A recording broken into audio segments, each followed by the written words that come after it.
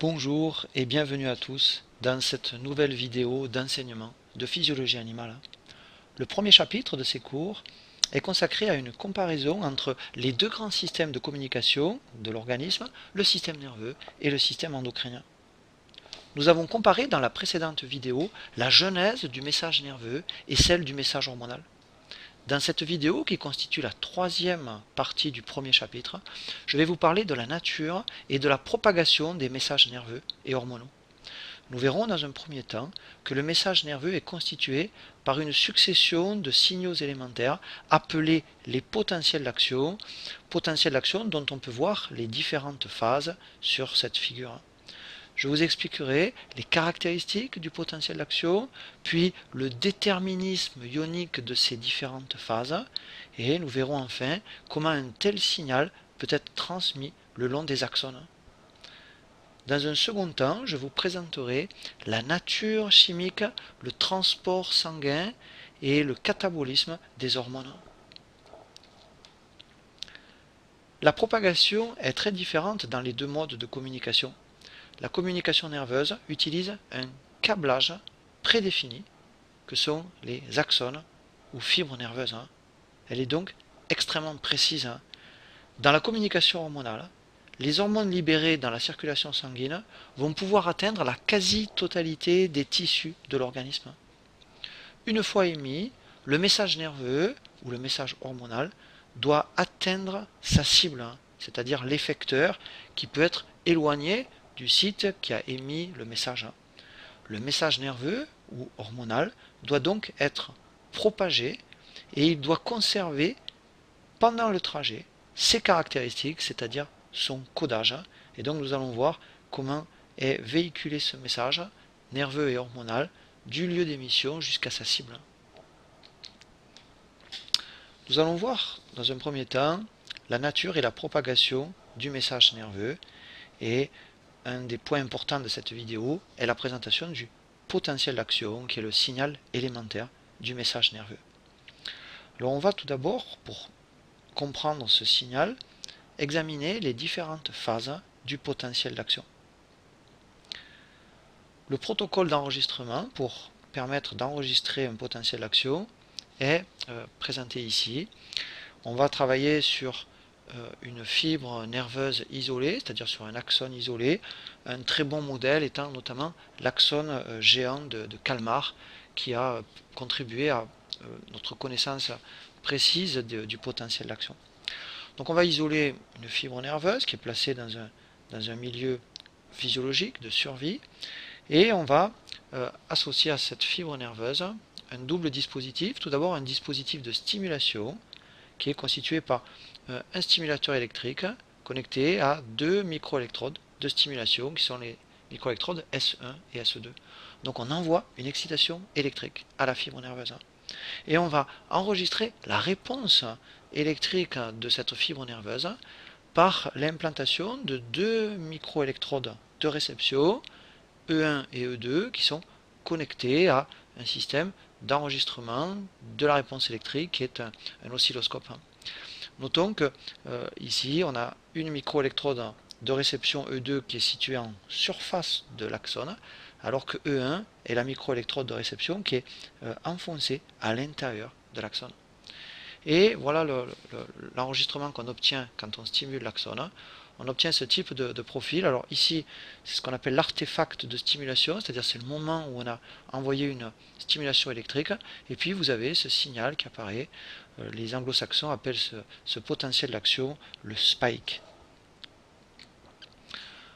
Alors voilà sur ce schéma les différentes phases du potentiel d'action, phases que nous allons décrire.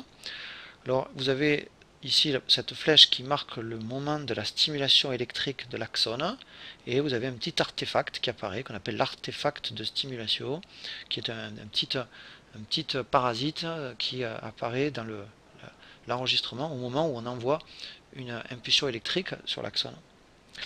Alors le potentiel de départ ici est le potentiel de repos il est d'environ moins 70 millivolts. Cette valeur peut varier selon les types de neurones. On peut avoir parfois par exemple moins 80 millivolts. Ce qui est important, c'est le signe moins. Ce signe moins indique que l'intérieur de l'axone est négatif par rapport à l'extérieur.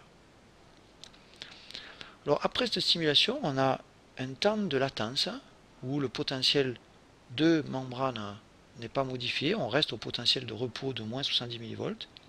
Et puis on va avoir ensuite les trois phases du potentiel d'action.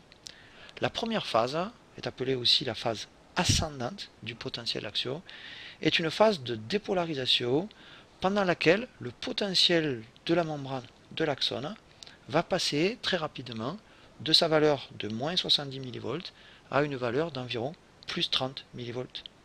On va donc dire que la membrane de l'axone se dépolarise, puisqu'elle va passer progressivement de moins 70 à 0, et son potentiel va même s'inverser, puisqu'il va passer à plus 30 millivolts, ce qui signifie que l'intérieur de l'axone va devenir positif par rapport à l'extérieur.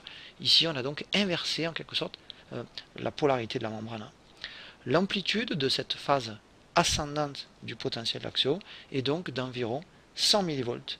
C'est une phase rapide, vous voyez qu'elle dure moins d'un millième de seconde, et la valeur de sommet, donc la valeur de plus 30 millivolts, est extrêmement fugace parce qu'on va aussitôt entrer dans la seconde phase du potentiel d'action, qui est la phase de repolarisation ou phase descendante. Pendant cette seconde phase, le potentiel de la membrane axonale va revenir rapidement à sa valeur initiale de moins 70 millivolts. Et puis, pour un certain nombre de neurones, notamment sur l'axone géant de Kalmar, par exemple, on va enregistrer une troisième phase du potentiel d'action qu'on appelle la phase d'hyperpolarisation tardive, puisqu'elle apparaît finalement en dernier dans ce signal. Pendant cette phase d'hyperpolarisation, la membrane de l'axone va atteindre un potentiel plus bas que le potentiel de repos. Donc on va passer à moins 70, moins 80, on peut aller jusqu'à moins 90. Et enfin, cette phase d'hyperpolarisation va s'achever quand le potentiel de la membrane va revenir de façon stable à sa valeur initiale de repos, c'est-à-dire à sa valeur ici de moins 70 millivolts, ce qui marque ici la fin du potentiel d'action. Nous avions vu dans la première vidéo de ce chapitre la structure du neurone et je vous avais parlé d'une zone particulière qui est le point de naissance de l'axone, qu'on appelle le cône d'implantation, qu'on appelle aussi le segment initial ou cône axonique ou zone gâchette, qui est en fait le début de l'axone émergent du corps cellulaire du neurone. Et cet axone constitue la zone de genèse des potentiels d'action. Donc c'est ici que sont produits, que sont générés les potentiels d'action tels qu'on vient de les décrire. Alors en fait, si on enregistre un potentiel d'action, non pas en un point quelconque de l'axone, mais au niveau du segment initial, on va observer une première phase supplémentaire qui s'ajoute aux trois autres phases que je viens de vous présenter. En effet, pour un potentiel d'action enregistré au niveau du segment initial, on va avoir une toute première phase ici qui est le prépotentiel, qui est indiqué par la lettre P. Alors le prépotentiel, sorte d'épaulement qui précède la phase de dépolarisation, cet épaulement rappelle ce qu'on avait vu au niveau des récepteurs dans la précédente vidéo. On avait vu le potentiel générateur au niveau du site générateur des récepteurs. En fait, cet épaulement constitue ce qu'on verra un peu plus tard dans la partie 5 de ce chapitre. On verra qu'il constitue en fait un potentiel postsynaptique global qui va déclencher le potentiel d'action et dans le cas d'une excitation de l'axone par un dispositif électrique, ça correspond en fait à la dépolarisation impulsée par l'expérimentateur, par le système électrique. Et c'est ce petit épaulement ici qui va déclencher le potentiel d'action, exactement comme le potentiel générateur déclenchait le potentiel d'action au niveau des récepteurs sensoriels. Alors notez bien que ce prépotentiel n'existe que lorsque le potentiel d'action est enregistré au niveau du segment initial, mais par contre on ne le retrouvera pas pour les potentiels d'action enregistrés tout le long ensuite de l'axone. Après cette phase de prépotentiel, on va retrouver les trois phases classiques du potentiel d'action, la phase D, dépolarisation, avec phase ascendante donc, la phase R, repolarisation, et puis la phase H, d'hyperpolarisation. Deux notions importantes vont être évoquées ici, la notion de seuil et la notion de période réfractaire. En effet, pour qu'un potentiel d'action puisse être généré par la membrane de l'axone, il est nécessaire que la dépolarisation initiale, qu'elle soit produite par l'expérimentateur, par une stimulation, ou qu'elle soit naturelle, on y reviendra par la suite, il est nécessaire que cette dépolarisation initiale dépasse une valeur seuil qui est marquée par ce pointillé, qui est une valeur d'environ moins 50 mV. Et si ce seuil n'est pas atteint, aucun potentiel d'action n'est généré sur l'axone. Vous avez par exemple ici sur le modèle de stimulation électrique de la fibre nerveuse avec un dispositif d'enregistrement, on observe que si la stimulation électrique de départ est d'intensité trop faible, on va induire une dépolarisation mais qui ne franchit pas le seuil et on n'a pas de potentiel d'action qui apparaît au niveau des électrodes de réception. Et puis vous voyez au niveau de la stimulation 4 qui est marquée de jaune, eh bien ici la stimulation électrique est suffisante pour que la dépolarisation dépasse la valeur seuil de moins 50 mV et à ce moment-là un potentiel d'action apparaît. Et si on augmente encore l'intensité de la stimulation, eh bien on a toujours le seuil qui est franchi et à chaque fois on a des potentiels d'action mais qui, vous voyez, restent avec la même amplitude d'environ 100 mV. Alors la valeur de ce seuil d'excitabilité va varier au cours des phases du potentiel d'action et ce seuil d'excitabilité est mentionné par le pointillé ici sur ce document. Alors en fait, la période qui est représentée en vert est la période pendant laquelle le seuil d'excitation est normal, c'est-à-dire est à environ moins 50 mV et on dira que l'axone est normalement excitable. Ensuite, pendant les phases D et R du potentiel d'action, donc pendant la dépolarisation et la repolarisation, l'axone va être insensible à toute nouvelle stimulation. On va dire que la membrane de l'axone est complètement inexcitable. Cette phase D plus R ici correspond à une période d'inexcitabilité totale de la membrane de l'axone. Cette période, indiquée en rouge sur ce document, représente la période réfractaire absolue. Et puis pendant la phase H, le seuil d'apparition est plus élevé que le seuil normal, donc la membrane de l'axone est moins facilement excitable que la normale, mais ce seuil revient progressivement à sa valeur normale de moins 50 mV. Pendant cette période, qui est marquée de rose sur cette figure, on peut dire que finalement, la membrane de l'axone est moins facilement excitable que la normale. Elle présente une excitabilité réduite, c'est-à-dire que pendant cette période, indiquée en rose, on pourrait obtenir un second potentiel d'action sur l'axone par une seconde stimulation, mais seulement à condition que l'intensité de cette seconde stimulation soit supérieure à celle qui normalement déclenche un potentiel d'action. Cette période, marquée de rose sur le document, est qualifiée de période réfractaire relative. Et à la fin de cette période, quand on a retrouvé le seuil normal d'excitabilité, eh bien on repasse ici dans ce qui est indiqué en vert, c'est-à-dire une valeur normale d'excitabilité de l'axone. Alors pour résumer ici, sur ce document qui représente les différentes phases du potentiel d'action, eh bien on va retrouver les deux périodes réfractaires de l'axone.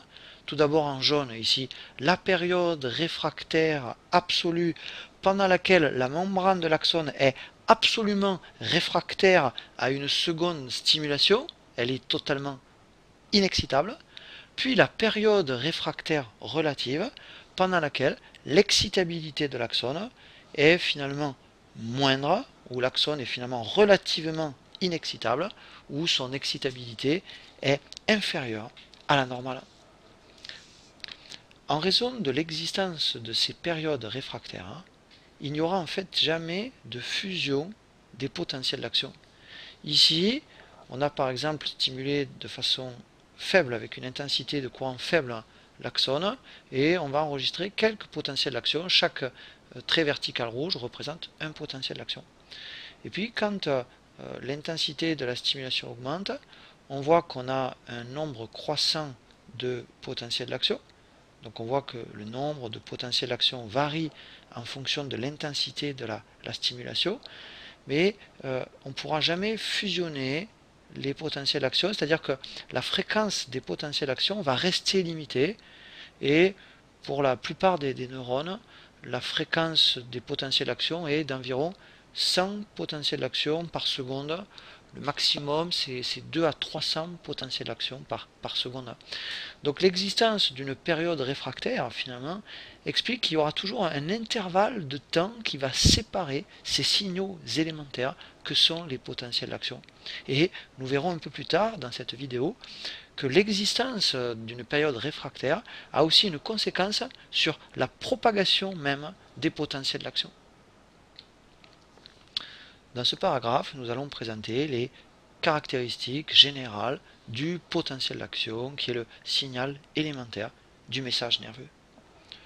Je vous ai montré dans le dernier document que la fréquence d'émission des potentiels d'action était variable. Et on a vu effectivement que le nombre de potentiels d'action allait augmenter avec l'intensité de la stimulation. On va dire ici que le message nerveux est codé en fréquence de potentiel d'action. Donc finalement, ce qui est important, c'est non pas le signal élémentaire qui est le potentiel d'action, qui est toujours de même amplitude, mais c'est finalement le nombre de ces signaux élémentaires par unité de temps.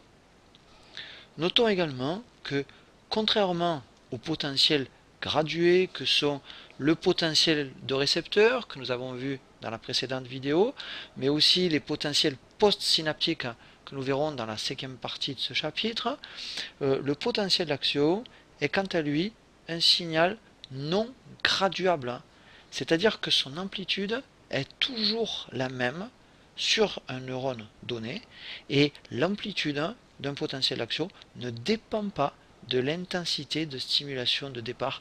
On a vu tout à l'heure que si l'intensité était trop faible, on n'avait pas de potentiel d'action, mais si l'intensité de stimulation est suffisante, elle permet l'apparition d'un potentiel d'action, et même si on augmente l'intensité de la stimulation, on conserve toujours un potentiel d'action de même amplitude. On dit que le potentiel d'action répond à la loi du tout rien. Tout, c'est-à-dire si la stimulation est suffisante, on a un potentiel d'action avec son amplitude maximale d'environ 100 mV, mais par contre, si la dépolarisation initiale est insuffisante, c'est-à-dire si elle ne permet pas de franchir le seuil, à ce moment-là, c'est rien, c'est-à-dire aucun potentiel d'action n'apparaît. Notons également que, contrairement aux potentiels gradués, que sont les potentiels post-synaptiques par exemple, le potentiel d'action est un signal non sommable, c'est-à-dire qu'on ne pourra pas faire une sommation des potentiels d'action, alors que nous verrons dans la 5e partie de ce chapitre l'importance que joue la sommation des potentiels post-synaptiques dans l'intégration des informations par le segment initial. Et puis nous verrons également un peu plus tard que la propagation du potentiel d'action, contrairement à celle des potentiels gradués, donc contrairement à celle du potentiel de récepteur ou du potentiel postsynaptique, la propagation du potentiel d'action n'est pas électrotonique. Je vous expliquerai par quel mécanisme il se propage, mais c'est une propagation qui n'a rien à voir avec une propagation électrotonique. Donc attention, le potentiel d'action est un potentiel qui n'est pas électrotonique, qui n'est pas gradué, qui a donc des caractéristiques propres. Je vais maintenant vous présenter le déterminisme ionique du potentiel d'action, et on va se servir de données expérimentales pour comprendre les ions impliqués dans les différentes phases du potentiel d'action. Alors le potentiel d'action est dû en fait à des courants ioniques que l'on peut mettre en évidence par la technique de voltage imposé que je vais vous présenter, et qu'on va pouvoir aussi mesurer par ce qu'on appelle une technique de patch clamp, et donc je vais vous présenter le voltage imposé et le patch clamp. Ici, ce document va présenter des résultats expérimentaux qu'on va détailler, qu'on va comprendre, qui sont obtenus sur des fragments membranaires de neurones ou de fibres musculaires squelettiques, on aurait le même type de résultats, et sur lesquels on a utilisé la technique de voltage imposé. Alors quelques mots sur ce qu'on appelle le voltage imposé.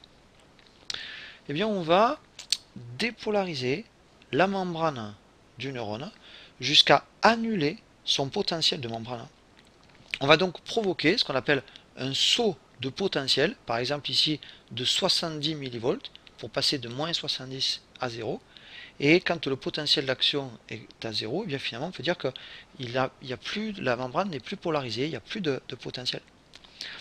Alors dans la membrane des axones sont présents des canaux ioniques à fonction active ouverts par la dépolarisation. Nous verrons que ce sont des canaux sodium et potassium voltage dépendants qui sont présents bien sûr sur la membrane de l'axone ou sur les fragments de membrane qu'on va étudier dans l'expérience. Alors du coup ça veut dire que si on dépolarise au départ cette membrane axonale, eh bien cette dépolarisation va ouvrir des canaux voltage dépendants et du coup cette dépolarisation initiale devrait modifier le potentiel de la membrane. Or, pendant l'expérience, vous voyez que le potentiel va rester tout le temps à sa valeur nulle. En effet, le dispositif électrique utilisé ici dans le voltage imposé interdit toute variation de potentiel pendant ici la durée de l'expérience en appliquant à chaque instant un courant électrique parfaitement approprié, d'où la notion finalement d'un voltage qui est imposé ici à l'axone. Et il suffira de mesurer, alors ce sont des mesures qui sont faites en picoampères, l'intensité de ce courant électrique correctif, c'est ce qui est mentionné ici, pour finalement déterminer les courants ioniques sodiques et potassiques qui se manifestent pendant cette expérience et qui sont dus finalement aux variations de conductance membranaire au sodium et au potassium.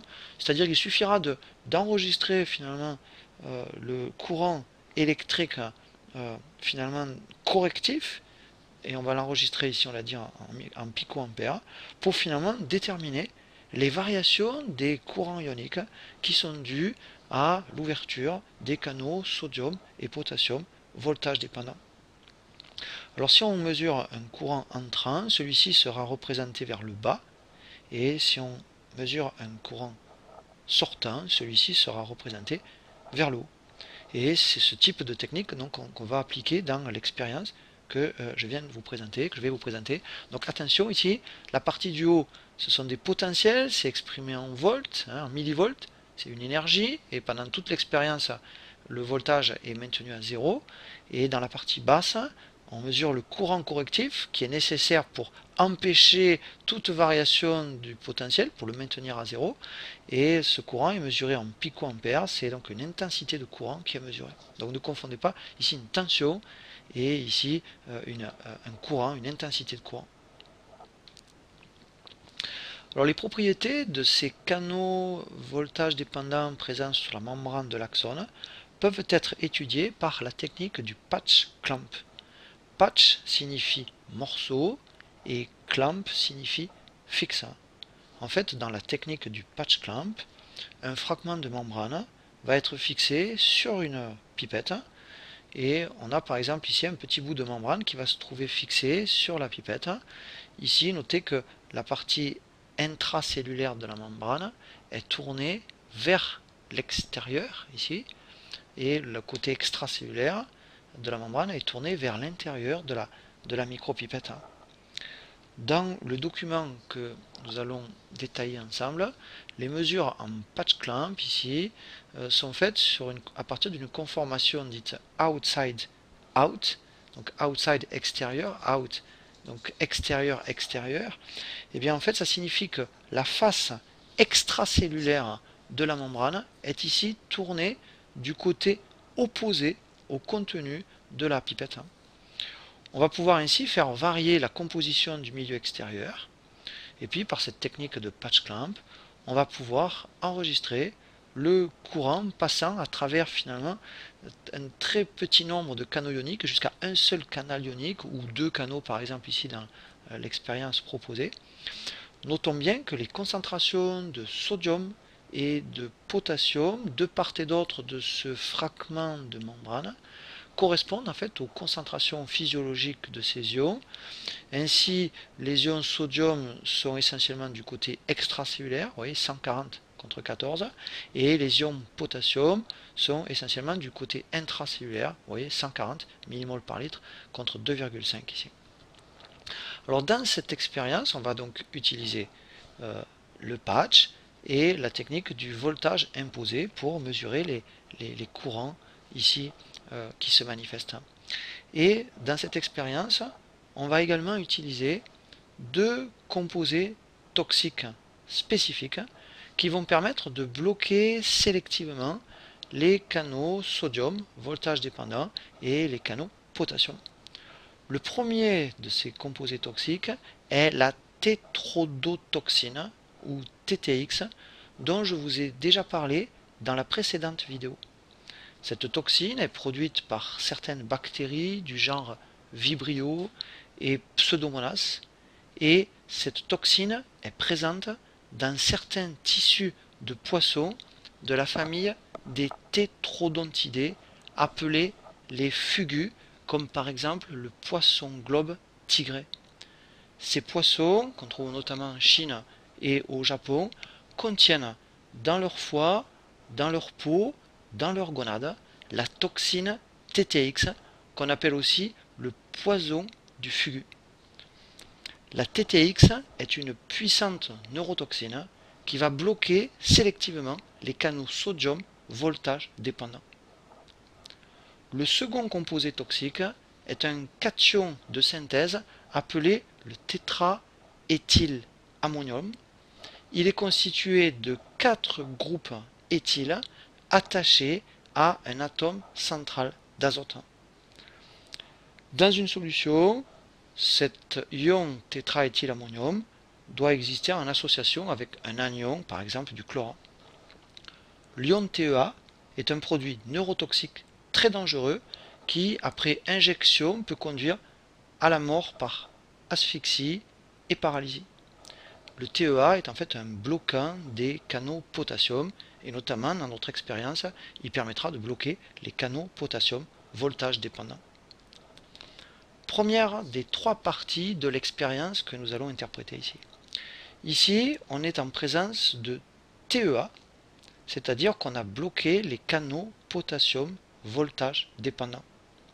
La dépolarisation initiale ici, lors du saut de potentiel, alors on est parti ici de moins 80 mV et on amène le potentiel à 0, donc on provoque un saut de potentiel de 80 mV, et bien cette dépolarisation initiale, lors du saut de potentiel, va provoquer, après un délai extrêmement court, un délai qui est inférieur au millième de seconde, l'apparition d'un courant, ici ça c'est le courant qui apparaît, l'apparition d'un courant qui est un courant entrant, parce que représenté ici vers le bas, et c'est un courant qui a une amplitude d'environ 1 picoampère. Ce courant a un caractère transitoire, vous voyez qu'il dure seulement 3 millièmes de seconde, alors que la dépolarisation, elle, est maintenue pendant toute l'expérience. On note ici l'absence de courant sortant, il n'y a pas ici d'enregistrement qui apparaît vers le haut. Vu que le potentiel de la membrane est nul, les ions sont donc soumis uniquement à leur gradient de concentration, et il n'y a pas d'influence du gradient électrique membranaire. Et comme la membrane a été rendue ici artificiellement imperméable au potassium par le TEA qui a bloqué les canaux potassium, eh bien le seul flux qui est impliqué ici, c'est un flux de sodium, et le sodium forcément va aller dans le sens de son gradient, c'est-à-dire le sodium va rentrer. Donc ce qu'on peut dire ici, c'est que ce courant entrant est un courant sodique, il correspond à l'ouverture rapide et transitoire du canal sodium voltage dépendant qui est représenté ici. Ce canal s'ouvre donc très rapidement en réponse à la dépolarisation et il va laisser alors entrer massivement les ions sodium. Il y a quelques milliers d'ions sodium qui vont passer par ce canal. Par contre, vous voyez que ce canal ne se réouvre pas malgré la persistance de la dépolarisation imposée. En effet, ce canal est ensuite inactivé et on peut dire que le canal sodium voltage dépendant est donc un canal qui, 1, est ouvert par la dépolarisation, si elle est suffisante, 2, qui est un canal dont l'ouverture est extrêmement rapide en réponse à la dépolarisation, et 3, que ce canal présente 3 conformations différentes, une conformation fermée, qui est la conformation de départ, une conformation ouverte, qui est la conformation qu'on obtient ici très rapidement, et puis enfin une conformation inactivable. Deuxième expérience, on est ici en présence de TTX, donc de la tétrodotoxine, qui bloque, nous l'avons vu, les canaux sodium voltage dépendant. La même dépolarisation, c'est-à-dire le même saut de potentiel de moins 80 mV à 0 mV, va provoquer, mais cette fois avec un délai plus important que précédemment, un délai d'environ 2 millièmes de seconde, il va provoquer l'apparition de 3 pulses de courant sortant, qui sont des courants d'amplitude environ 1,4 picoampères. On enregistre par contre ici aucun courant entrant. Vu comme tout à l'heure que le potentiel de la membrane est maintenu nul et que la membrane a été rendue imperméable au sodium par la TTX, seuls les ions potassium sont impliqués et selon le gradient, ces ions potassium vont sortir ici. Donc on peut dire que finalement le courant sortant qui est enregistré ici, ou les courants sortants, puisqu'il y a une succession de courants, sont d'une part provoqués par la dépolarisation initiale et que ce sont d'autre part des courants potassiques qui correspondent finalement à l'ouverture du canal qui est mentionné ici, qui est le canal potassium voltage dépendant. Ce canal, contrairement au canal sodium voltage dépendant, est un canal qui s'ouvre après un certain délai, mais c'est la même stimulation qui l'ouvre, c'est-à-dire la dépolarisation. On dira que le canal potassium voltage dépendant est un canal à ouverture retardée par rapport au canal sodium voltage dépendant. Et puis notons que contrairement au canal sodium voltage dépendant, on observe ici que ce canal potassium voltage dépendant ne s'inactive pas, si bien qu'il peut se réouvrir plusieurs fois de suite. Vous voyez qu'il va s'ouvrir 3 fois de suite pendant l'expérience ici, et il est d'ailleurs encore en conformation ouverte à la fin de l'expérience. Donc ce canal potassium voltage dépendant est ouvert par la dépolarisation, mais avec un certain délai plus important que pour le canal sodium, voltage dépendant, et ce canal présente 2 conformations différentes, soit une conformation fermée, comme par exemple ici au début, soit une conformation ouverte, comme ici. La troisième expérience consiste à se passer à la fois du TEA et de la TTX, donc plus de composés toxiques ici, et toujours pareil, on va induire une même dépolarisation, un même saut de potentiel pour passer de moins 80 à 0 mV. Et bien cette même dépolarisation membranaire va provoquer l'apparition d'un courant, qui est un courant cette fois plus complexe. Ce courant est d'abord un courant entrant. Ici on a un pulse de courant entrant, et ensuite on va avoir 3 pulses de courant sortant. En fait, le saut de potentiel de 80 mV a provoqué dans un premier temps ici l'ouverture du canal sodium voltage dépendant. Donc ici on descend de 1 picoampère sur notre schéma. Puis ensuite elle a provoqué avec un petit décalage l'ouverture du canal potassium voltage dépendant. Et donc ici vous voyez on remonte de plus 1,4 picoampère. Vous voyez que la ligne de courant ici remonte légèrement au-dessus de son niveau de base qui est mentionné par le pointillé. Elle est remontée en fait de 0,4 picoampère, tout simplement parce que le courant sortant qui traverse le canal potassium voltage dépendant est plus important que le courant entrant qui traverse le canal sodium voltage dépendant.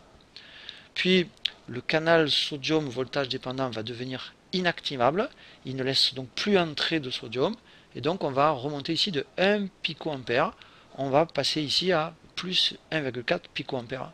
Puis ensuite, le canal potassium se ferme, donc on redescend ici de moins 1,4, on revient au niveau de base, et puis ce canal potassium va à nouveau s'ouvrir, se fermer et s'ouvrir. Finalement, si on reprend l'ensemble des trois expériences qu'on vient de voir, on peut dire que finalement le tracé C est finalement la somme du tracé A et B, où on a finalement une résultante de l'activité des deux types de canaux, canaux sodium voltage dépendant ici et canaux potassium voltage dépendant. Alors ces canaux potassium et sodium voltage dépendant ont été étudiés d'un point de vue de leur structure et de leur activité, et on va évoquer un petit peu les connaissances actuelles sur ces canaux. Alors tout d'abord le canal sodium voltage dépendant, on peut dire aussi canal sodium tensio dépendant.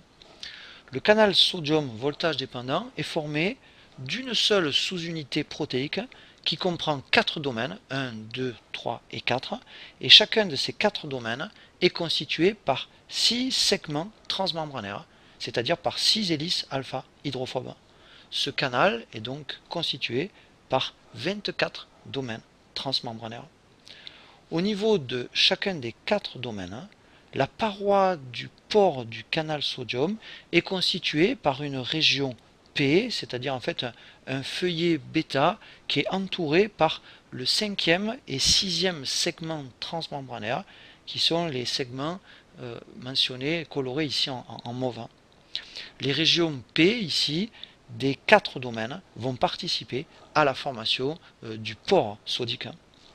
Le segment 4 ici de chaque domaine, qui est mentionné ici par la couleur rose, est le détecteur, le senseur du potentiel de la membrane. C'est lui qui va détecter justement la dépolarisation membranaire. Ce segment S4 ici contient une séquence d'acides aminés chargés positivement subissant un déplacement lors d'un changement de potentiel, c'est-à-dire lors de la dépolarisation, et c'est ce qui va induire une modification de la conformation du canal ionique, et c'est ce qui va finalement générer l'activation de ce canal, et ce qui permettra ensuite aux ions sodium de transiter par le pore dont je vous parlais tout à l'heure. L'inactivation du canal est due à un déplacement vers l'intérieur du pore du canal d'une boucle intracellulaire qui est située entre les domaines 3 et les domaines 4, et cette boucle va venir boucher le pore et va bloquer le passage du sodium. Notons que chacun des 4 domaines possède 2 états conformationnels différents, un état activé et un état inactivé, non activé. Quand un des 4 domaines est à l'état non activé, c'est-à-dire lorsqu'un des 4 domaines n'a pas subi le changement de conformation que j'ai évoqué précédemment, le canal est fermé. Et le canal sodique, voltage dépendant, n'est finalement ouvert que lorsque les 4 domaines sont à l'état activé. Et donc quand la membrane est à son potentiel de repos, tous les domaines du canal sont à l'état non activé, et le canal sodium, voltage dépendant, est à ce moment-là fermé. Dans la partie basse, en B, nous avons la structure du canal potassium voltage dépendant. Celui-ci est un tétramère formé de 4 sous-unités protéiques, et vous avez ici la représentation d'une de ces 4 sous-unités. Et bien cette sous-unité est tout à fait semblable à un des 4 domaines du canal sodique voltage dépendant. La dépolarisation membranaire va entraîner un changement de conformation des 4 sous-unités de ce canal, ce qui va induire son ouverture. Par contre, on l'a vu, il n'y a pas de phénomène d'inactivation du canal sodique voltage dépendant, sauf pour des stimulations longues qui sont des stimulations en fait non physiologiques. Après vous avoir présenté les données expérimentales et les données structurales concernant les canaux ioniques, voltage dépendant, nous allons présenter le déterminisme ionique du potentiel de repos et ensuite le déterminisme ionique des différentes phases du potentiel d'action. Tout d'abord, déterminisme ionique du potentiel de repos. Au départ, c'est-à-dire pour le neurone non encore stimulé, sa membrane est pour l'instant à son potentiel de repos, c'est-à-dire moins 70 mV, l'intérieur étant électronégatif par rapport à l'extérieur. Le déterminisme ionique du potentiel de repos met en jeu des canaux sodium et potassium, dits canaux ioniques à fonction passive, c'est-à-dire des canaux qui sont toujours ouverts. Les canaux potassium à fonction passive vont permettre en permanence une sortie de potassium hors du neurone, et les canaux sodium à fonction passive vont permettre en permanence une entrée de sodium dans le neurone, ces déplacements se faisant dans le sens de leur gradient de concentration. Il faut noter que la sortie passive de potassium par ces canaux est plus importante que l'entrée passive de sodium par ces canaux respectifs. On peut dire que la perméabilité ou la conductance de la membrane au potassium est pour le moment supérieure à la conductance ou la perméabilité au sodium. G potassium, c'est-à-dire conductance au potassium, c'est-à-dire en quelque sorte perméabilité au potassium, elle est pour le moment supérieure à la perméabilité membranaire au sodium. Du coup, ça explique qu'il y ait plus de charges plus qui sortent en permanence que de charges plus qui rentrent, et donc ça explique le potentiel de repos, c'est-à-dire ça explique l'électronégativité côté interne du neurone par rapport à l'extérieur. Enfin, notons que l'ATPase-NAK, qui fonctionne en permanence et qui réalise des transports actifs sortant pour le sodium et entrant pour le potassium, va maintenir en permanence les gradients de concentration sodique et potassique de part et d'autre de la membrane du neurone, ce qui entretient finalement l'activité de ces canaux à fonction passive. L'ATPase-NAK consomme de l'énergie, elle hydrolyse l'ATP pour permettre ces transports actifs, et donc finalement la cellule neuronale utilise de l'énergie pour générer des gradients de concentration qui, par le biais de la perméabilité différentielle à ces deux ions, génèrent finalement un potentiel de repos. Notons que le potentiel de repos de moins 70 mV est finalement proche de ce qu'on appelle le potentiel d'équilibre du potassium, qui est aux alentours de moins 90 mV.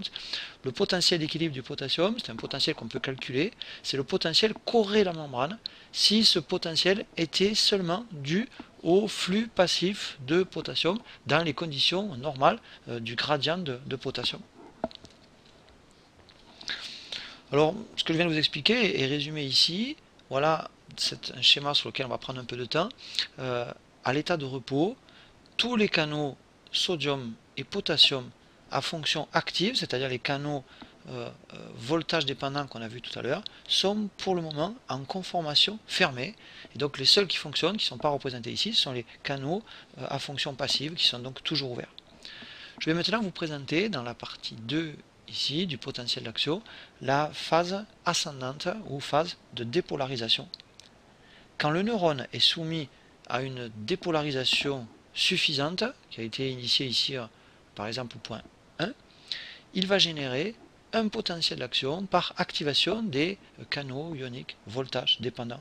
Et les premiers canaux qui s'ouvrent, les premiers canaux voltage dépendants qui s'ouvrent, ce sont les canaux sodium voltage dépendants. On a vu tout à l'heure que c'est eux qui présentaient le délai le plus court. Donc ils s'ouvrent les premiers en réponse à la dépolarisation, ce qui va augmenter la conductance de la membrane au sodium, ce qui va augmenter ce qu'on appelle la perméabilité aussi membranaire au sodium. C'est la courbe jaune ici qui est mentionnée, la courbe rose étant la courbe du potentiel d'action.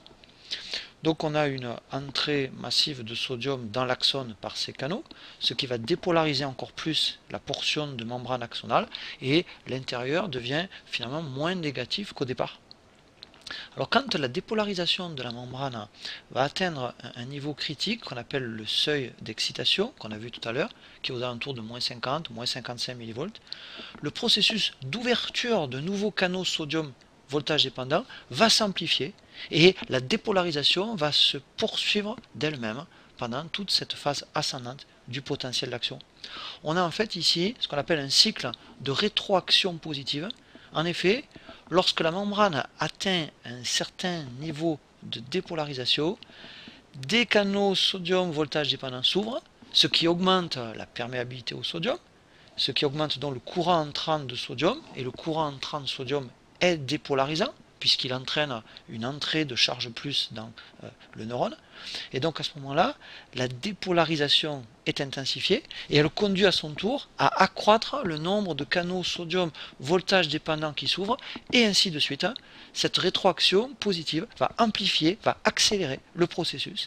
Et ainsi, quand le seuil de dépolarisation est atteint, la perméabilité ou conductance au sodium va augmenter de façon explosive, et la phase ascendante finalement du potentiel d'action ne peut plus être stoppée.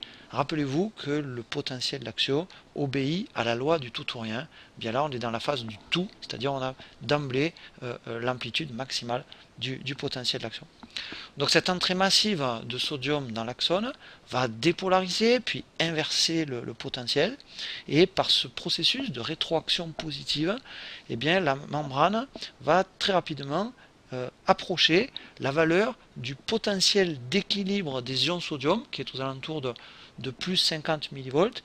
Le potentiel d'équilibre des ions sodium, c'est le potentiel calculé qu'aurait la membrane si ce potentiel était seulement dû au flux passif de sodium dans les conditions de gradient sodique physiologique. Donc on peut dire que l'augmentation explosive de la conductance au sodium est responsable de la phase ascendante du potentiel d'action, et donc le potentiel de la membrane va très rapidement passer de la valeur initiale de repos à sa valeur de plus 30 millivolts. On retrouve l'amplitude de 100 millivolts, qui est une amplitude identique pour un neurone donné. Donc retenons, c'est l'ouverture des canaux sodium voltage dépendant qui est responsable de la phase ascendante du potentiel d'action. Et donc comme le sodium joue un rôle clé dans le potentiel d'action neuronale, on dira que le potentiel d'action neuronale est un potentiel d'action sodique. Nous avions vu dans la précédente vidéo l'équivalent d'un potentiel d'action dans les cellules bêta du pancréas endocrine. Il s'agissait à ce moment-là d'un potentiel d'action calcique qui mettait en jeu l'ouverture de canaux calcium voltage dépendants. On va maintenant voir la troisième partie ici, c'est-à-dire la phase de repolarisation ou phase descendante du potentiel d'action. Alors pendant la phase précédente, pendant la phase ascendante du potentiel d'action, la conductance ou perméabilité au potassium, c'est-à-dire la courbe verte ici, augmente lentement et progressivement par l'ouverture progressive des canaux potassium voltage dépendants, qui sont ouverts par la dépolarisation initiale, mais qui sont un peu plus lents finalement à s'ouvrir. Et donc un courant, qui est un courant sortant potassique, va apparaître donc progressivement. Et ce courant sortant potassique a un effet inverse du courant entrant sodique, puisqu'il va faire sortir des charges positives hors de l'axone. De plus, l'inactivation spontanée et progressive des canaux sodium voltage dépendants va conduire maintenant à une diminution de la conductance ou de la perméabilité au sodium. C'est la partie descendante ici de la courbe jaune, et donc ça va conduire à une interruption de l'entrée massive de sodium par les canaux sodium voltage dépendants qu'on a évoqué tout à l'heure. Donc il n'y a plus de cette entrée massive de sodium dans l'axone. Ainsi, l'augmentation de la perméabilité membranaire au potassium par ouverture différée des canaux potassium voltage dépendants, combinée à une diminution de la perméabilité membranaire au sodium, qui est due à l'inactivation des canaux sodium voltage dépendants, va permettre finalement de ramener rapidement la membrane au potentiel de repos, et elle va donc déterminer la phase de repolarisation, ou finalement la phase descendante du potentiel d'action. En fait, le potentiel de la membrane, qui s'était rapproché tout à l'heure du potentiel d'équilibre du sodium, va au contraire maintenant s'éloigner du potentiel d'équilibre du sodium, et au contraire se rapprocher du potentiel d'équilibre du potassium. On peut dire que le courant sortant de potassium, qui s'oppose en quelque sorte au courant entrant de sodium, mais avec un certain retard, est un courant potassique à rectification retardée. Et les canaux potassium voltage dépendants qui sont impliqués sont aussi appelés les canaux de rectification retardée. on rétablit le potentiel, mais avec un certain décalage. Donc on retiendra finalement que ce sont à la fois l'inactivation des canaux sodiques voltage dépendant et l'activation des canaux potassiques voltage dépendant qui contribuent finalement à la phase de repolarisation du potentiel d'action. Et notons bien que l'inactivation finalement rapide des canaux sodium voltage dépendant et l'ouverture retardée des canaux potassium voltage dépendant permettent finalement aux deux courants, le courant sodique et le courant potassique, qui sont deux courants de sens contraire, de s'établir, mais de s'établir de façon successive et donc de ne pas s'annuler. Et c'est ce qui permet justement la genèse d'un potentiel d'action. Enfin, notons que durant la phase descendante du potentiel d'action, un second potentiel d'action ne pourra pas être déclenché puisque les canaux sodium voltage dépendants sont maintenant inactivables. Et ceci explique ce que nous avons vu précédemment avec la période réfractaire absolue. Voyons maintenant la quatrième phase de ce schéma, c'est la phase d'hyperpolarisation tardive, qui existe pour un certain nombre de neurones, comme par exemple pour l'axone géant de Kalmar, qui a servi de modèle justement pour analyser le potentiel d'action. Alors après la phase de repolarisation, vous avez finalement ici, en 4, cette phase d'hyperpolarisation où le potentiel de la membrane atteint finalement une valeur plus négative que sa valeur de repos.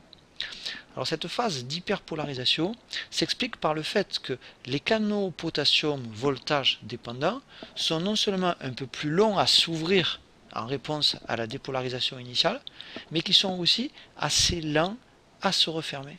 Ainsi, l'augmentation de la perméabilité au potassium qui avait été finalement assez lente, et ensuite la diminution de la perméabilité au potassium, elle se trouve également assez lente. Et donc pendant quelques millièmes de seconde, la perméabilité au potassium est encore importante ici, alors qu'on est finalement revenu au potentiel de repos. Et donc la sortie de potassium se poursuit un peu plus longtemps qu'il n'est nécessaire pour rétablir le potentiel de repos, et il se produit donc finalement une sortie excessive d'ion potassium alors qu'on était déjà à une valeur de proche du potentiel de repos.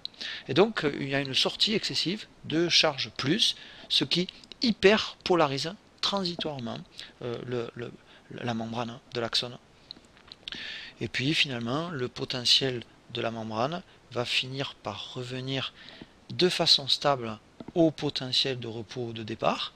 On revient donc au point de départ, c'est-à-dire que les canaux sodium et potassium voltage dépendants sont désormais fermés, et puis la TPase-NAK, qui n'a jamais cessé de fonctionner, va continuer à rétablir les distributions initiales des ions sodium et potassium. Notons que durant la phase d'hyperpolarisation tardive du potentiel d'action, le seuil de déclenchement d'un second potentiel d'action est plus élevé à cause de la persistance de la forte perméabilité au potassium. Mais on l'a dit, le déclenchement d'un second potentiel d'action reste possible à condition que l'intensité de la stimulation soit supérieure à celle qui normalement permet d'obtenir un potentiel d'action. On dit que pendant la phase d'hyperpolarisation, on est en période réfractaire relative. Alors pour terminer sur le signal que constitue le potentiel d'action, on va évoquer la propagation de ce signal. Le potentiel d'action est généré ici au niveau du cône d'implantation de l'axone et il va ensuite se propager le long de l'axone, et nous allons voir que cette propagation, par exemple le long d'un axone amyélinisé, se fait par un mécanisme qui n'est pas un mécanisme de propagation électrotonique. Alors en effet, les canaux sodium et potassium voltage dépendants sont répartis tout le long de la membrane d'un axone sans myéline. Et chaque potentiel d'action va fournir, par circulation de courants locaux, le stimulus dépolarisant qui va déclencher à nouveau un potentiel d'action dans la zone membranaire voisine. En fait, les ions sodium, en entrant dans l'axone par les canaux sodium voltage dépendants, vont provoquer des déplacements de charge électrique qui créent des courants locaux à travers la membrane, et ces courants sont suffisants pour atteindre le seuil déclenchant l'ouverture des canaux sodium voltage dépendants de la portion membranaire adjacente, ce qui permet finalement la propagation de proche en proche du potentiel d'action tout le long de l'axone sans myéline. Un potentiel d'action est donc régénéré avec une amplitude toujours identique, rappelez-vous, loi du tout ou rien, par une succession d'ouvertures-fermetures de canaux sodium et potassium voltage dépendants tout le long de l'axone à une vitesse constante. On parle d'effet domino, un peu comme s'il y avait une cascade, une dégringolade de dominos qui entraîne au fur et à mesure le déplacement ici de ce signal qui est le potentiel d'action. Donc la propagation d'un potentiel d'action n'est pas électrotonique comme pour un potentiel gradué, comme pour le potentiel de récepteur que nous avions vu dans la précédente vidéo. En fait, le potentiel d'action n'est pas véritablement conduit électriquement le long de l'axone, mais il est régénéré de proche en proche. On parle de propagation régénérative du potentiel d'action. De plus, en raison de l'existence de la période réfractaire dont nous avions parlé précédemment, un potentiel d'action ne peut pas déclencher un nouveau potentiel d'action dans la région qui vient à peine de se dépolariser. Donc ce potentiel d'action-là ne peut pas générer un potentiel d'action dans cette zone qui est représentée en vert clair parce que, on l'a dit tout à l'heure, cette zone est pour le moment inexcitable. Et donc obligatoirement, eh bien, le potentiel d'action va aller de façon unidirectionnelle, donc sa propagation se fait dans un seul sens, il ne peut pas revenir en arrière, puisque finalement il ne peut pas déclencher un nouveau potentiel d'action dans la zone qui vient à peine d'en émettre un, dans la zone qui vient à peine de se dépolariser.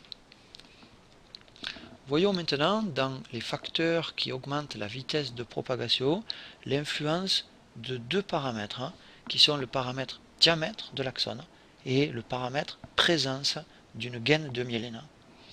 Alors ici, l'observation microscopique d'un nerf cutané montre que ce nerf comprend trois types de fibres différentes par leur diamètre et différentes aussi par la présence ou pas d'une gaine de myéline. Ici, l'enregistrement sur le nerf est obtenu après une stimulation intense de ce nerf cutané grâce à deux électrodes de stimulation qui sont situées à distance des électrodes de réception, et ça permet d'enregistrer un signal qui est non pas un potentiel d'action ici, mais qui est un potentiel nerveux global et qui est un signal relativement complexe. Et en fait, on observe trois grands types de signaux ici dans ce potentiel complexe qui correspondent bien aux trois grands types de fibres. Et les premières parties de ce signal correspondent en fait au potentiel d'action des fibres qui sont les plus rapides dans la propagation du potentiel d'action. Et en fait, ce groupe 1 correspond à des fibres qui ont un gros diamètre, ce sont les fibres A, alpha, bêta, qui ont un gros diamètre et qui ont une présence de myéline. Le deuxième groupe ici, qu'on observe dans ce potentiel global, correspond aux fibres nerveuses myélinisées, mais de diamètre plus petit, donc ce sont les fibres A delta. Et enfin, la troisième partie de ce signal complexe, qui est le potentiel nerveux global ici de ce nerf cutané, représente en fait la réponse électrique de l'ensemble des fibres nerveuses amyéliniques qui ont un petit diamètre et qui ont finalement n'ont pas de myéline, ce sont ce qu'on appelle les fibres C. Alors ce document vous permet de voir que en fonction du diamètre et en fonction de la gaine de myéline, eh bien la vitesse de propagation des potentiels d'action est différente. En fait, plus le diamètre est important, plus la vitesse est accélérée, et quand il y a une présence de myéline, ça accélère aussi la propagation. Alors c'est ce que je vais essayer de vous expliquer. Alors en effet, plus le diamètre d'un axone est grand, plus la vitesse est importante, parce que dans les fibres de gros diamètre, la résistance aux courants locaux dont je vous parlais tout à l'heure est moindre, la quantité d'ions finalement qui se déplacent est plus importante, et le seuil est atteint plus rapidement dans la région adjacente de la membrane.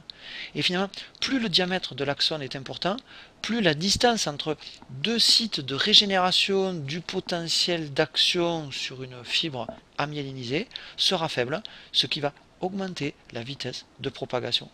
Alors pour les fibres non myélinisées, on va avoir des vitesses de l'ordre de quelques mètres par seconde, et les fibres nerveuses non myélinisées mais qui ont un gros diamètre sont généralement des fibres adaptées à une conduction rapide de l'information.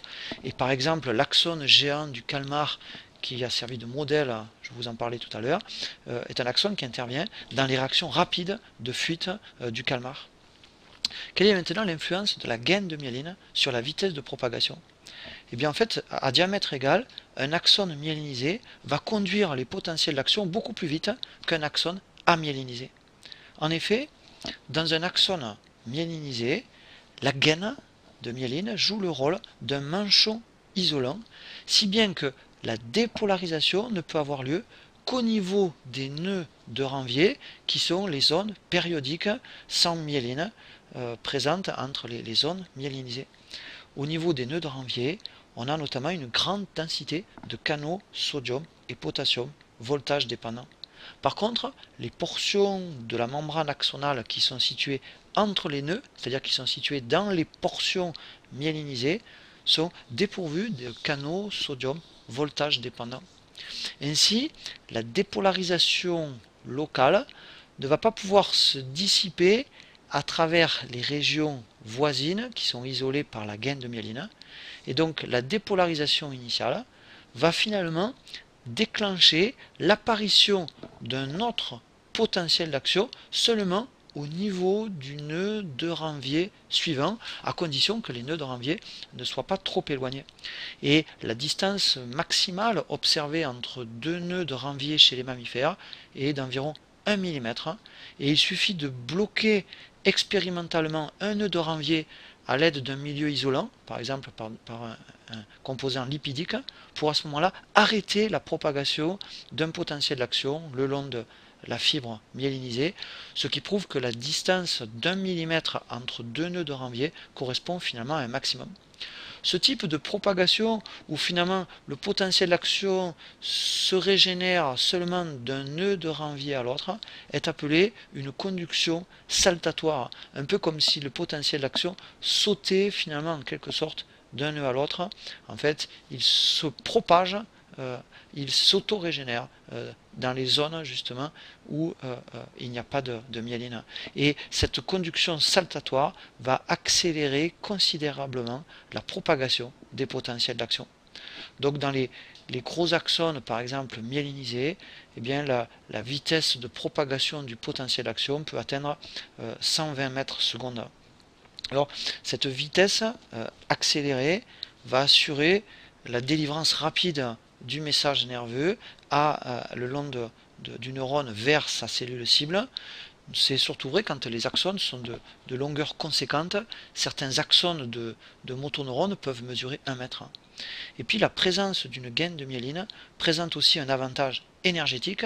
En effet, cette gaine permet une économie d'énergie métabolique puisqu'elle restreint les échanges ioniques qui mobilisent les canaux voltage dépendants.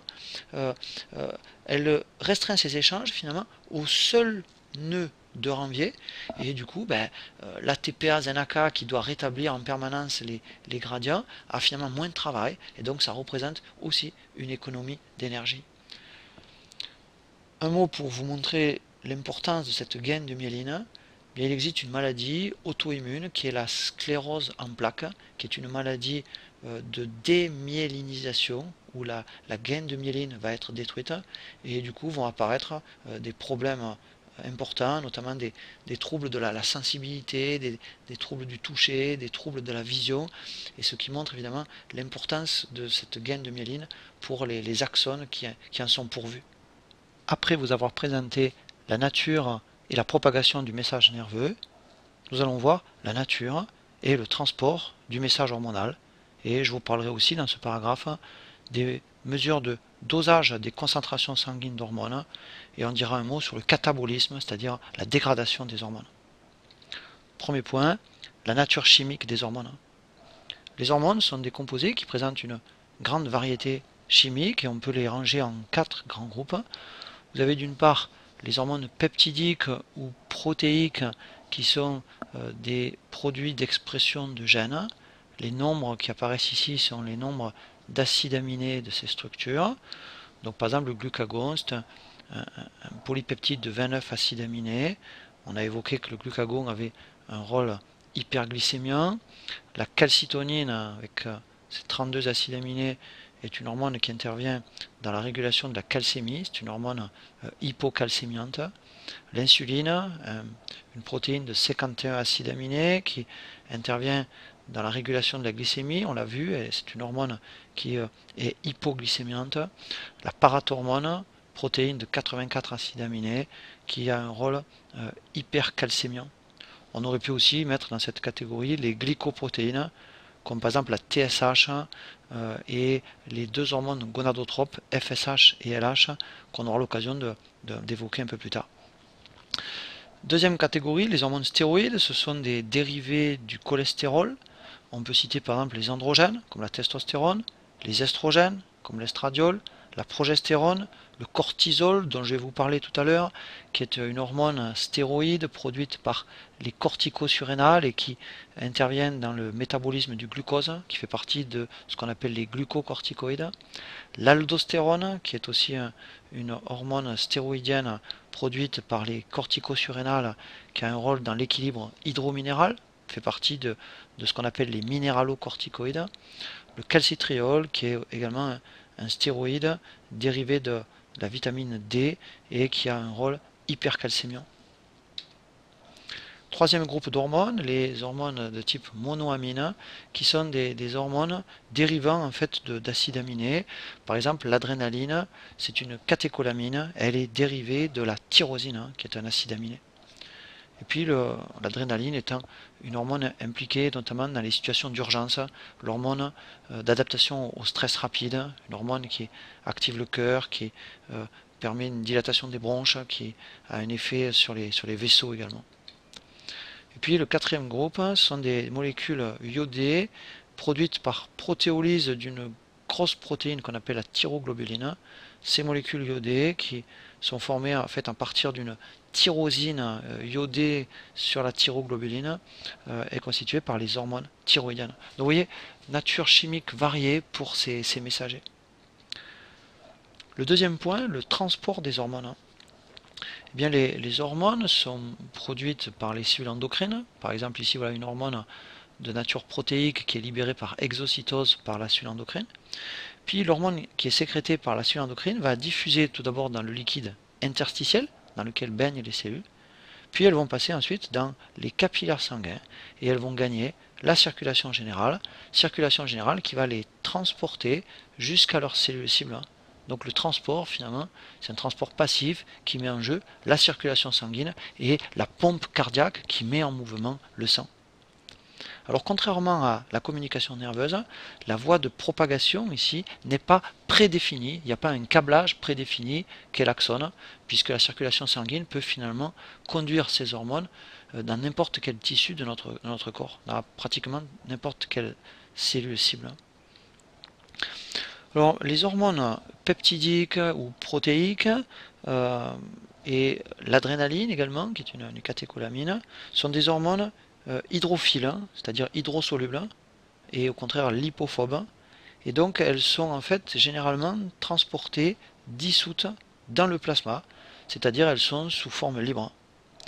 Par contre, les hormones stéroïdes ainsi que les hormones thyroïdiennes sont des hormones hydrophobes ou lipophiles, c'est-à-dire qu'elles sont très peu solubles dans l'eau et elles sont prises en charge dans le sang par différentes protéines de transport qui sont soit des protéines non spécifiques telles que l'albumine ou bien des protéines spécifiques qui vont conduire telle ou telle hormone. Alors on va prendre l'exemple ici du cortisol dont je parlais tout à l'heure et nous allons voir ici la distribution du cortisol plasmatique chez l'homme selon sa concentration dans le plasma. Alors en fait la majeure partie du cortisol est transportée dans le plasma sanguin sous une forme liée à des protéines, soit par une liaison spécifique avec une protéine qu'on appelle la CBG. La CBG, c'est la globuline de liaison des corticostéroïdes, donc du cortisol. On l'appelle aussi la transcortine, et c'est une alpha-globuline qui est produite par le foie. Le cortisol peut être donc soit lié à la CBG, soit il peut être lié de façon non spécifique à une protéine plasmatique, qui est la protéine la plus abondante du plasma, qui est l'albumine, qui est d'ailleurs, comme toutes les protéines sanguines, également synthétisée par le foie. Il y a une fraction faible de cortisol dans le plasma qui est sous forme libre, donc non liée à des protéines sanguines. Pour les doses physiologiques de cortisol, donc une dose physiologique de cortisol, c'est aux alentours de 10 à 20 microgrammes pour 100 millilitres. Et pour ces doses donc de cortisol physiologique, l'essentiel du cortisol, on le voit, est l'essentiel donc du cortisol plasmatique, c'est-à-dire 80%, 90%, circule dans le sang sous forme liée à la CBG. Et pour ces concentrations, on va dire physiologiques du cortisol, eh bien le cortisol lié à l'albumine représente finalement environ seulement 15%, et la forme libre est très faible, aux alentours de 5% seulement. Alors, l'hormone liée, qu'elle soit liée à l'albumine ici ou à une protéine spécifique de transport, l'hormone liée est inactive, et c'est seulement l'hormone libre, qui est pourtant, vous voyez, à concentration physiologique en très très faible proportion, c'est seulement l'hormone libre qui représente l'hormone physiologiquement active, c'est-à-dire pour les stéroïdes ici, l'hormone qui sera capable d'entrer dans la cellule pour y exercer son effet. On voit ici que si la concentration sanguine de cortisol augmente, bien la capacité de liaison du cortisol à la transcortine va être dépassée, et du coup le taux de cortisol libre va augmenter, et du coup il y a une plus grande quantité de cortisol qui sera filtrée au niveau rénal, et une plus grande quantité de cortisol finalement qui sera excrétée dans l'urine. Alors la liaison des hormones hydrophobes telles que les stéroïdes, donc telles que par exemple le cortisol, à des protéines sanguines, a deux rôles importants. D'une part, il permet de protéger ces hormones de leur catabolisme, de leur dégradation. Donc c'est des hormones qui seront un peu plus longues à se dégrader, par exemple, que des hormones peptidiques qui ne sont pas associées à des protéines sanguines. Et le deuxième intérêt de lier ces hormones hydrophobes à des protéines sanguines est de permettre une libération progressive de l'hormone libre. La quantité d'hormones liées à une protéine sanguine de transport constitue finalement une sorte de réserve d'hormones inactives, car nous avons vu que seules les molécules d'hormones libres pourront agir au niveau de leurs cellules cibles. Le troisième point que je voulais voir ici dans ce paragraphe concernant le message hormonal concerne la concentration sanguine des hormones, et on dira un mot des techniques de dosage. Alors les concentrations d'hormones sont extrêmement faibles, de l'ordre de 10-9 à 10-11 mol par litre. Donc c'est des concentrations qui sont extrêmement faibles, et on verra que ces concentrations nécessitent des techniques de dosage particulièrement sensibles. Alors nous avons vu que le message nerveux était codé tout à l'heure en fréquence de potentiel d'action. Eh bien le message hormonal, lui, est codé en concentration d'hormones. Car c'est non seulement la nature de l'hormone, mais c'est aussi sa concentration précise à un instant donné qui a une valeur informative pour la cellule cible. Par exemple, ici, vous avez une courbe sur laquelle on reviendra dans le 5e chapitre de ces enseignements, qui est la courbe d'évolution de la concentration des estrogènes chez la femme au cours d'un cycle. Et vous voyez ici que la concentration d'hormones estrogènes ici varie chaque jour. Vous avez chaque jour du cycle une quantité différente de cette hormone. Et à chaque fois, ça représente finalement une information différente pour l'organisme. Et notamment, nous verrons que ce stéroïde, cette hormone de type estrogène, va par exemple exercer des effets complètement opposés sur l'hypothalamus selon sa concentration.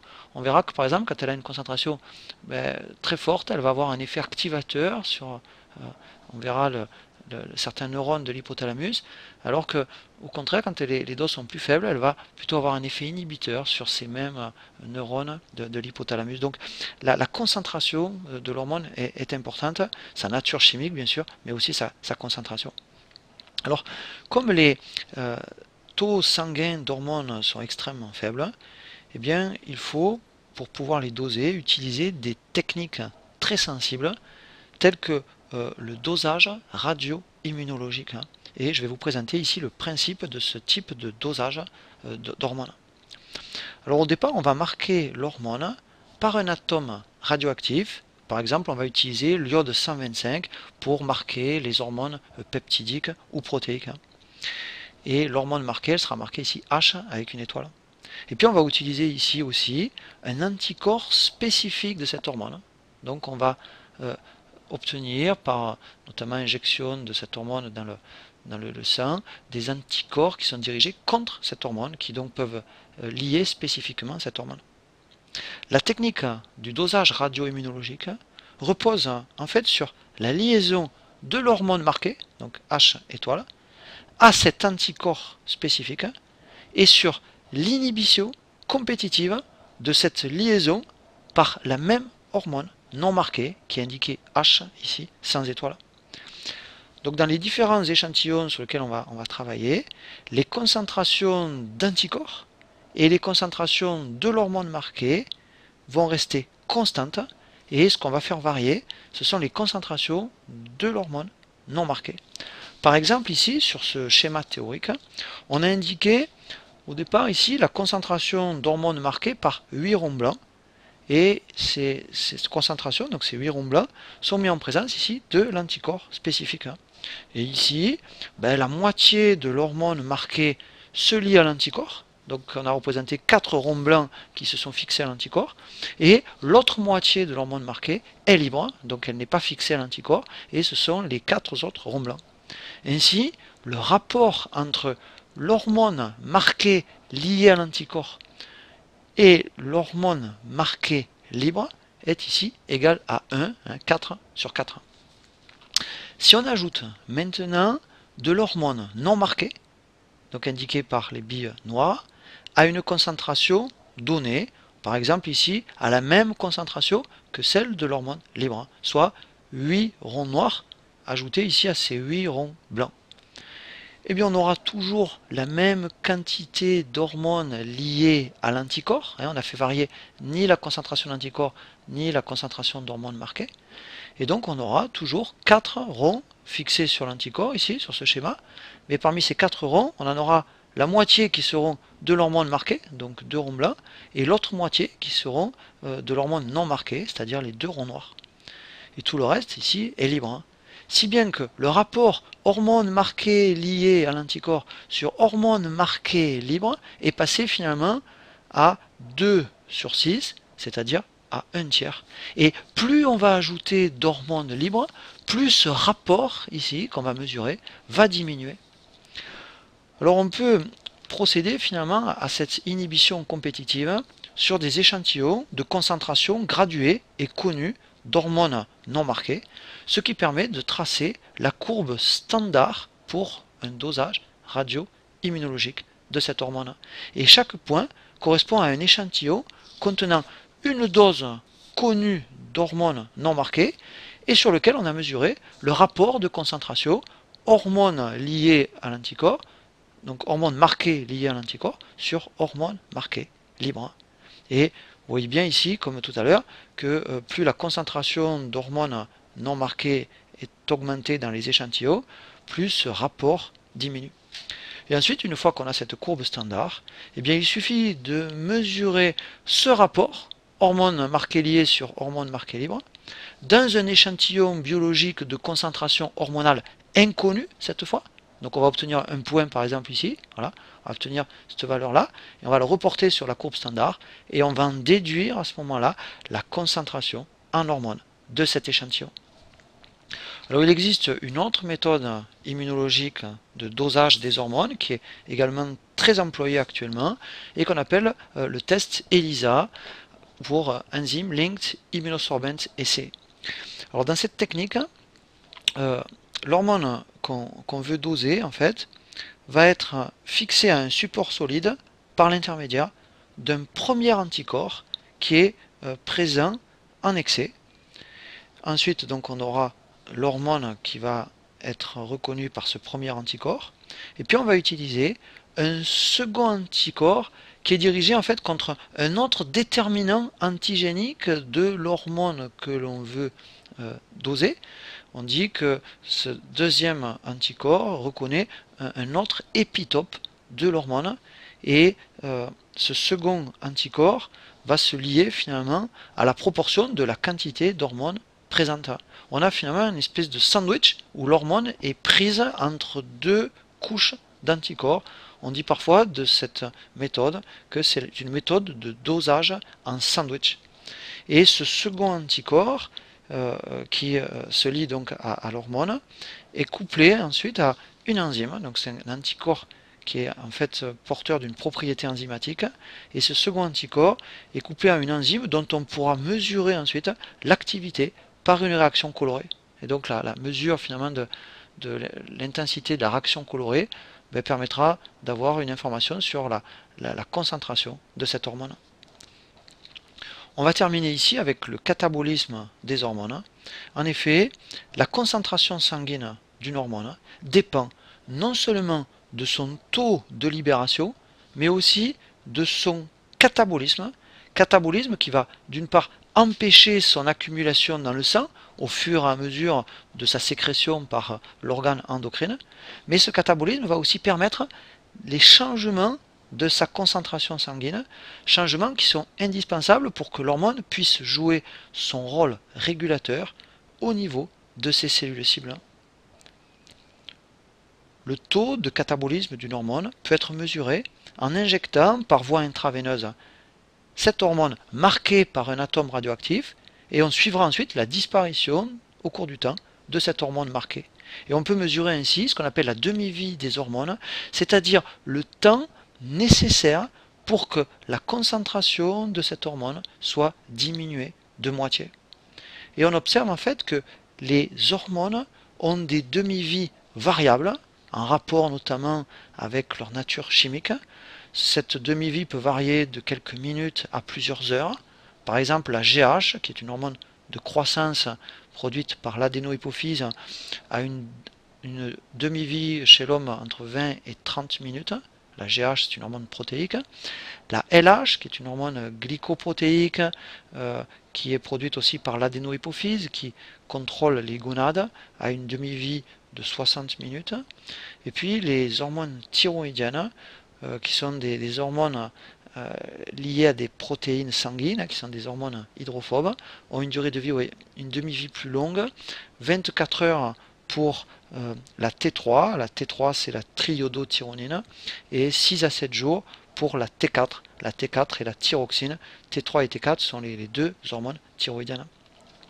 Les organes qui jouent un rôle essentiel dans le catabolisme, dans la dégradation des hormones, sont le foie et le rein, et on va retrouver les produits de dégradation de ces hormones essentiellement dans l'urine.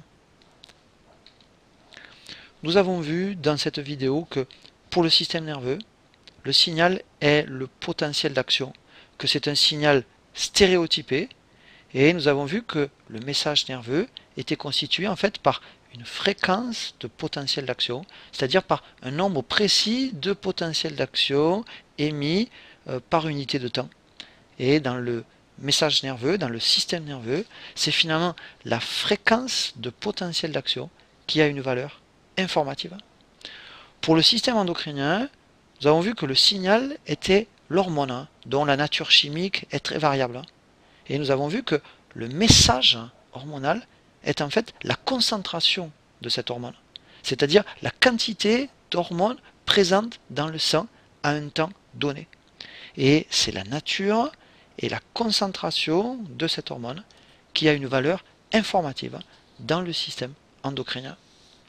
Dans la prochaine vidéo, c'est-à-dire dans la 4e partie du chapitre 1, nous poursuivrons cette étude comparative du système nerveux et du système endocrinien en abordant cette fois la réception du message. Et je vous parlerai dans cette prochaine vidéo des récepteurs des hormones, mais aussi des récepteurs de substances chimiques que les neurones utilisent pour transmettre l'information au sein des circuits neuronaux, ces substances étant appelées les neurotransmetteurs. Et nous verrons qu'il existe des points communs dans les mécanismes de réception et d'action des neurotransmetteurs et de certaines hormones. On évoquera notamment ce qu'on appelle les mécanismes de transduction du signal dans les cellules cibles. Je vous remercie de votre attention et je vous retrouve avec plaisir dans la 4e partie du chapitre 1 pour poursuivre avec vous ce vaste panorama que constitue la comparaison entre les deux grands systèmes de communication de l'organisme que sont le système nerveux et le système endocrinien.